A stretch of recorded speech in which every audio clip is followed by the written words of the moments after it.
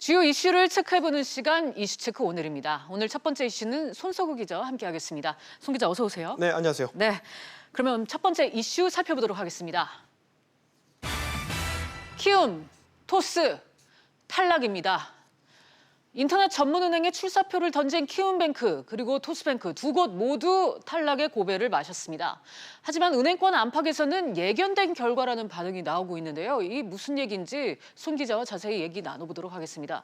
손 기자, 먼저 이 키움뱅크, 토스뱅크가 탈락한 배경부터 봐야 될 것 같은데 표면적으로 보면 키움뱅크는 혁신성과 실현 가능성, 그리고 토스뱅크는 자본 안정성 측면에서 박한 평가를 받았다. 그래서 고배를 마셨다. 이런 얘기가 나오네요. 네, 그렇습니다.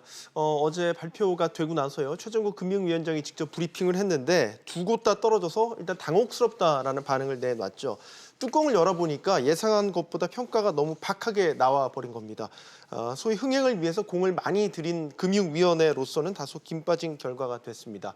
앞서 앵커가 지적하셨듯이 이제 키움뱅크의 경우에는 자영업자들을 대상으로 한 대출 서비스를 전면에 내세웠는데요.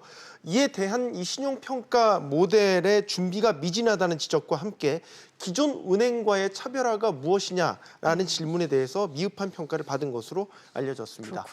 토스뱅크의 경우는요. 신한금융과 결별한 이후에 주주를 구성하는 데 있어서 그 빈자리를 이 알토스 벤처 같은 벤처 캐피탈 자본으로 채우면서 사실 우려가 많았던 게 사실인데요.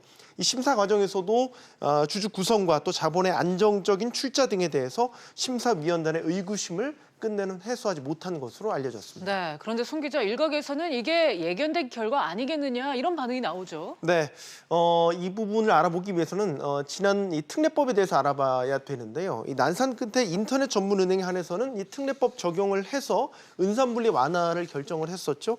하지만 당시에 전반적인 반응은 기대와 달리 그렇게 뜨뜻미지근했습니다. 먼저 출범한 K뱅크나 카카오뱅크가 대주주 심사에 어려움을 겪거나 각종 논란에 휘말렸죠. 당초 또 인터넷 은행에 기대했던 혁신성이라든지 차별성, 또 기존의 어떤 은행판을 흔들어 놓는 일종의 매기 효과를 기대했었는데 이 부분이 기대 이하라는 평가가 나오면서 후보군들의 관심이 한풀 꺾였다. 이런 분석이 지배적입니다. 네. 자천 타천으로 유력 후보군으로 꼽혔던 네이버가 규제 복잡성을 이유로 참여하지 않겠다 이렇게 선언한 게 대표적인 사례라고 볼 수 있겠죠. 금융당국은 지금 3분기에 다시 재신청을 받을 계획이다 이렇게 밝혔는데 향후 전망은 어떻습니까? 일단 금융당국은 문호는 누구에게나 열려 있다라는 네. 입장을 밝히고 있습니다. 하지만 역시 얼마나 경쟁력 있는 후보들이 참여할지는 아직까지는 미지수입니다. 자본 여력이 탄탄하거나 아니면은 뭐 기존 은행들과는 차별화되고 독창적인 사업 모델을 갖고 심사위원단을 설득할 수 있어야 되는데 키움뱅크와 토스뱅크가 탈락한 것을 보면서 만만치 않은 과정이 될 것이다라는 전망이 많습니다. 아울러 현 규제 체계에 대한 문제 제기도 거듭되고 있는데요.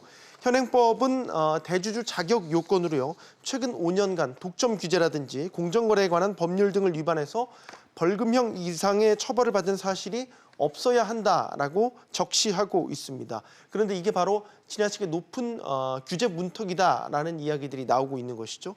최근 국회 정무위원회 야당 간사인 자유한국당 김종석 의원이 심사 기준에서 바로 이를 제외하는 개정안을 발의를 했는데요.